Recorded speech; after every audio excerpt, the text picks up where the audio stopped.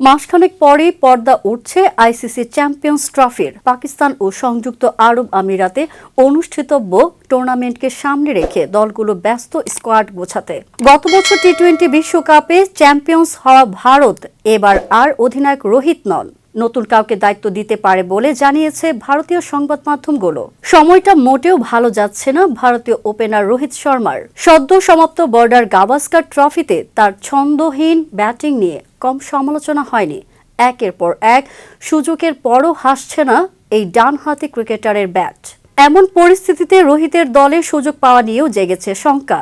আপাতত বিশ্রামে আছেন ভারতীয় ক্রিকেটাররা। চলতি মাসে ঘরের মাঠে ইংল্যান্ডের বিপক্ষে দলটি খেলবে 3 ম্যাচের টি-20 ও ওয়ানডে সিরিজ। সেই সিরিজ দিয়েই চ্যাম্পিয়ন্স ট্রফির প্রস্তুতি সারতে মরিয়া 2013 আসরের চ্যাম্পিয়নরা। এই সিরিজে রোহিত দলে থাকবেন কিনা সেটাও নিশ্চিত করে বলা কঠিন।